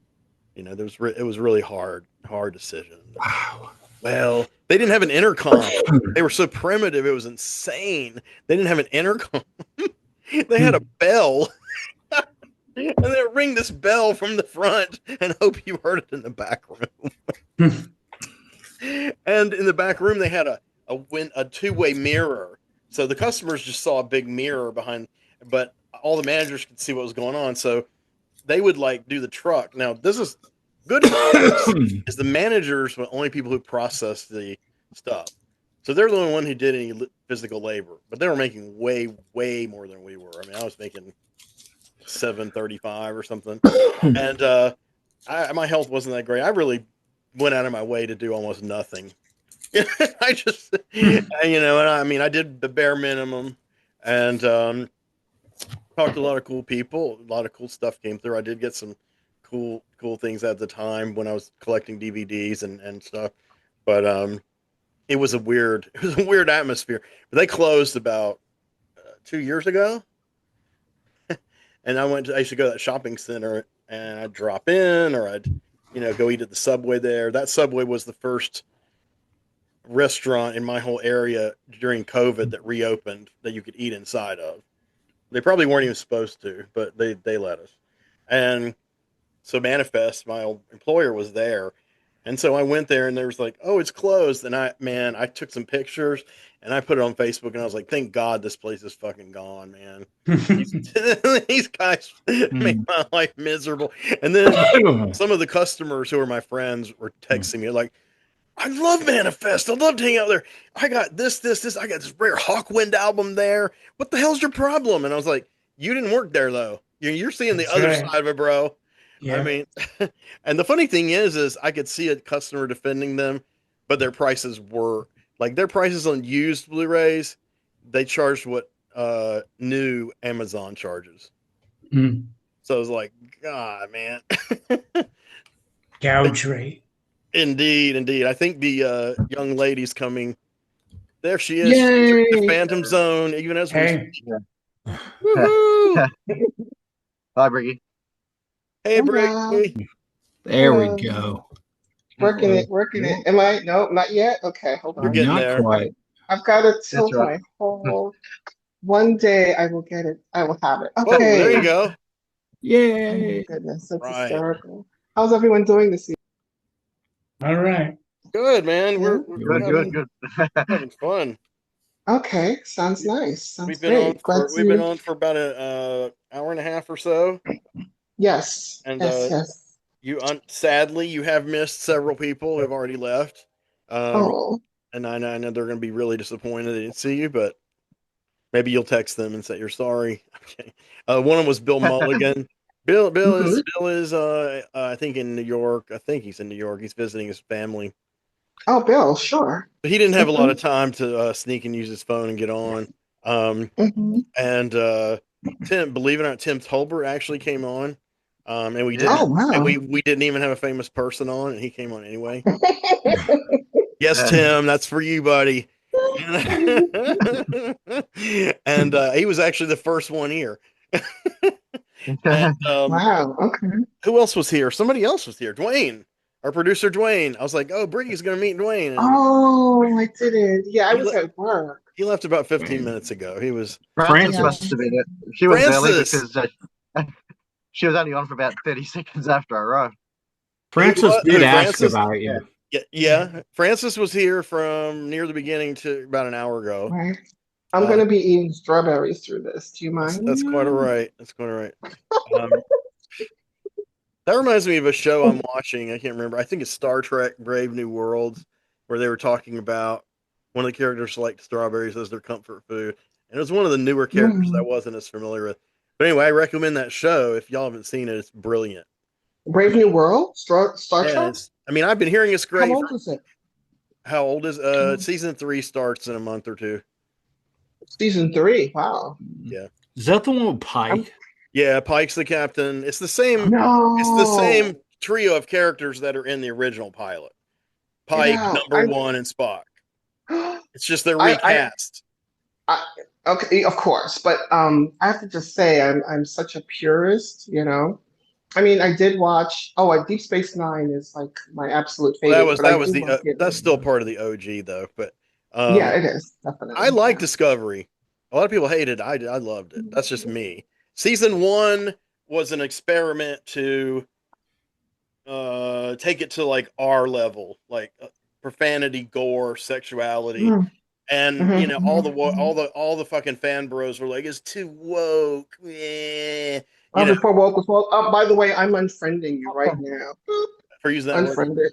Eh, and I'm, it's, I'm but unfriending I loved it. I didn't mind seeing a human man getting raped by a Klingon queen. Oh my God. Yeah. You, I mean, it wasn't, there were no genitals shown, but I mean, and how could you tell anyway? They're aliens, but it was cool though. It was interesting. It was like some really hard adult science fiction, and I thought it's time for Mhm. Star Trek to fucking go there. I And think It wasn't interspecies going to rape happen in is the very high 1960s, on was it? men's list. wait, who I'm said sorry. for what'd you say? I'm sorry. Say it. No, no, it's okay. Please. I'm just going to say it wasn't going to happen in the 1960s series, that kind of scene, was it? William Shatner series? Well, no, but there was those intimations in the sense that yeah, you're supposed to think the Orion slave girl is hot. And yes, Christine Yeah, that, Chapel yeah. was in love with Spock, and he's half Vulcan. So yes, miscegenation, as they used to call it, has always been baked into Star Trek. It just took a long time for it to become on camera, And now, I mean, Mm. everybody does everything, and everybody's with everybody, and everybody they accept every kind of creature they see, and that's pretty nice. It's so unlike our world right now that it's just like kind of it's even more science fiction than ever right now More because fiction. yeah, Yeah. because Brave New Worlds is not as dark as Discovery. It has dark moments for sure. It's not for kids, but it's not as graphic. It's like a TV 14, whereas the other one's like mature. Um, Picard is the bridge. The Picard show was after Discovery, but it took place in the modern timeline, the last timeline we saw Star Trek. So for those in the audience who like Star Trek or don't, it goes like this, in the original series, it was in the 23rd century, toward the late 23rd century. Then in the next generation, it was the late 24th century. So they were in like the 2380s and around 2380. And then that show had a spin-off, Deep Space Nine, same time frame. And then that show had a spin-off, Voyager, same time frame. And each one of these was canceled about 4 years after the second one started. And when Voyager was wrapping up, they had Enterprise. And Enterprise was a prequel that took place in the 22nd century. Again, controversial opinion. I loved it. Most people despised it, but I loved it. And I think it really I think the attitude it had was something Star Trek needed to start. Star Trek needed to start becoming more like Deep Space Nine and less like Voyager. Voyager was a step backward, like the Alien of the Week and all these kind of. It had some great episodes, but it just had a lot of cliches. It did do some Mhm. revolutionary things, like the hologram becoming sentient. He was my dad's favorite character, the Doctor. I like that Doctor. Is that the one? All right, was that the one? Who was the producer of that? Who Brandon Braga. Okay, who That got was all the his hate? era. Yeah, because he started. Well, he got a lot of hate because he was dating the girl who played Seven of Nine. Everybody was jealous. I mean, I'm not sure. I'm seriously. I do Yeah, think that's why he got a lot of hate. They were like, she can't act and she looks good and I can't have her, but he's got her. Fuck no, him. I saw one show that was pretty good. Where it just kind of went on. Okay, here's where the Star Trek series kind of went off the rails, and it went off the rails because it was basically this guy's ego trip, and here's all the stuff that where all the progression made in the show would he kind of went back on that. I think that was Well, Voyager. it was kind of Voyager, but actually, I mean, the all the canon series to me, there's something worthwhile in. Those movies by J.J. Abrams, I honestly think they're worthless, more worthless than toilet paper. I think they're absolute garbage, trash shit. Some of the worst movies ever made. And as far as if you compare them to Star Trek, then it gets worse because, you know, Zachary Quinto and Chris Pike like miming those characters is just I don't know. To me, it's ludicrous, almost to the point where, as a fan, it's offensive. But I don't get offended like fan bros to that level. But if I did, yeah, I'd be pretty offended. I mean, I think his Spock is ridiculous. This Spock who's in Brave New World is brilliant. First of all, he's mastered Leonard Nimoy's voice. So, and it doesn't sound like he's just imitating him. He sounds that's like how he really talks. And Pretty cool. he's adapted to the current storyline. He doesn't. I mean, he's got the right look. He does. I mean, Quinto was always a guy who they were setting up as because their vision was different. Abrams wanted to make Star Trek more like Star Wars and all these action franchises. He didn't give a shit about social messaging or any kind of complicated stuff. Like, come on, man, get rid of that. And so in the new that his version, Kirk was this, impossibly hunky looking guy. I'm not saying William Shatner wasn't handsome, but and he was obviously self confident. But Chris Pines was just another level. He was just you hated him. He was a cocky son of a bitch. And then Spock had no control over his emotions, and they didn't even play the conflict card. It was more like, well, he's supposed to be logical, but he's not logical ever. Like he beat up Kirk in one episode to show he had super strength, and he fucked Uhura to show that he could have a relationship. And I was like, why would they do that? Why would they? And the woman who played Uhura, terrible choice. Terrible choice. Was that Tandy Zoe somebody or other? Saldana. Zoe Saldana. Oh, She's a same difference. she's a beautiful woman, but she's very Same limited as an difference. actress. And Yeah. the two of them together was just painful to watch because, first of all, Zachary Quinto in real life is gay, so you could already tell he was not comfortable kissing this woman. I mean, it just came through because he's trying to play a stoic character who's uncomfortable with it, but at the same time, Abrams wants him to play this romantic, Byronic hero, and so he takes her in his arms. Like, yes, Neotite will be fine, and then you're just like, stop it. And then my Simon Pegg paid Scotty because he was popular and he was from Britain, but he wasn't Scottish. And he was the comedy. Yeah. And who else? I'll tell you who was good was Anton Yelchin, who played Chekhov. He was actually from that part of the world and he could actually act, but he died. He died shortly after those movies finished. He died at like 27. It was pretty fucked up. And then I don't remember who else was. Their Pike was Bruce Greenwood, who was a really good indie actor I liked, but he was too old by that time to play Pike, really. And they changed everything. They changed all the lore. They changed how people relate to each other. It was just kind of window dressing. So I don't like cash-ins like that. And the fact that it made 3 movies, it just shows people will value spectacle over I mean, and I'm sure there are people who say that about the Marvel movies too. So, and Star Wars and whatever. But I just never saw Star Trek. I saw Star Trek as a successful franchise, but I never saw it as a money grabbing franchise. I saw it as we have a legion of loyal fans who know what they want. We get some more fans along the way. Cool. We'll just keep growing. And, they were running out of ideas with Voyager, but, that was kind of the end of that timeline until they did Star Trek Nemesis. So Star Trek Nemesis takes place toward the very end of the 24th century. And then there's no other shows that take place in the current Trek timeline until Picard. So Discovery was a prequel, Brave New Worlds was a prequel, Enterprise was a prequel. So Picard is the most advanced in the timeline. So Picard lasted 3 seasons. Did y'all see Picard at all? No. Mm-hmm. You did? Okay. Yeah, I saw some of it. I haven't seen but season 1, but when you get into season 2, from what they're Well, saying, it was an Excalibur. I saw him in Excalibur most recently. of course. Well, he's in it. You're going to be seeing a lot more of Patrick Stewart. He's going to be playing Professor X till he's 80. Oh, he's already 80 till he's 100. Professor X was good too. Yeah. Yes. Yeah. He's a good actor. Yes.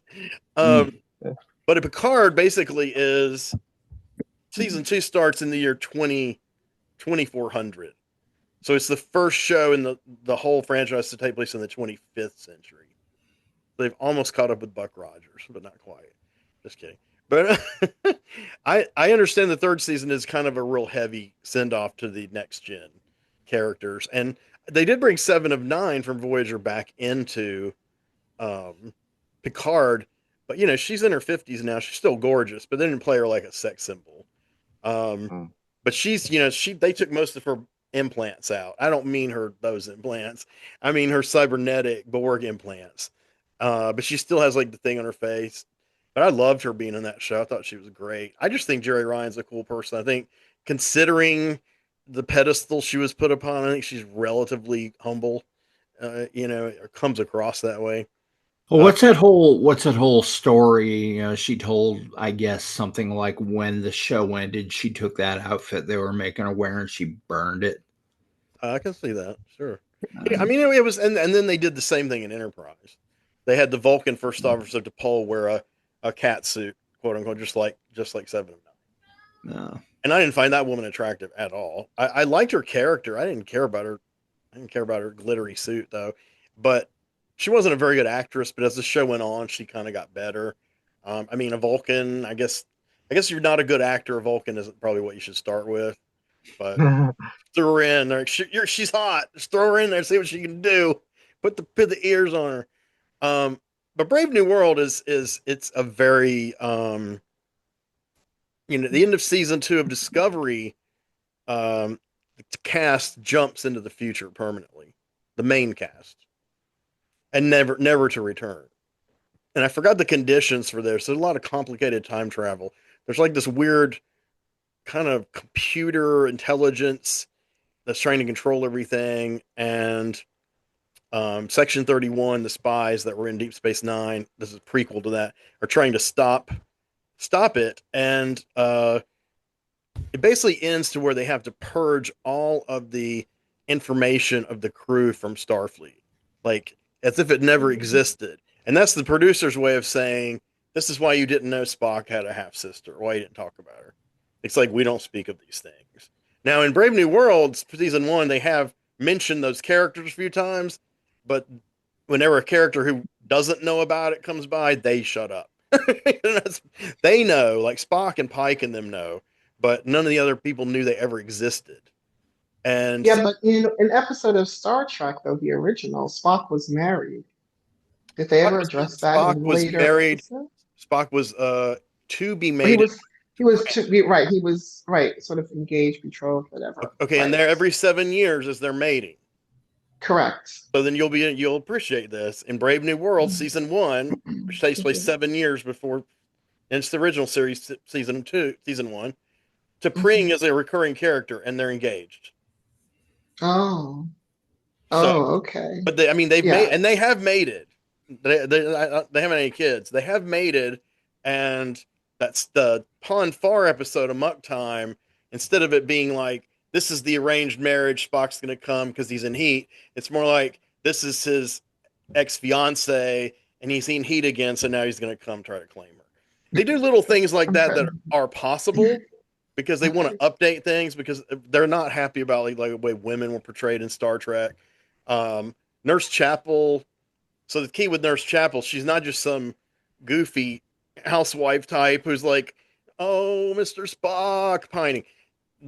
What they're revealing is that her and Mr. Spock did have an affair, and the reason they act that way towards each other in the original series is because it ended badly, and it's just fucking awkward.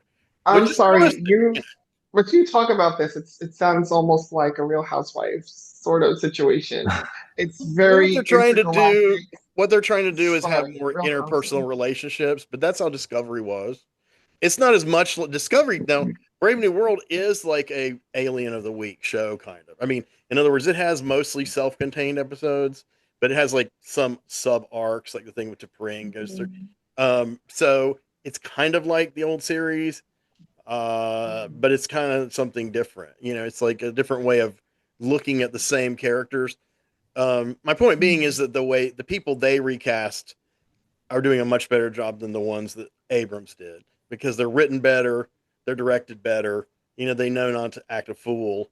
Just so the Mhm. movie can open at $500 million or something.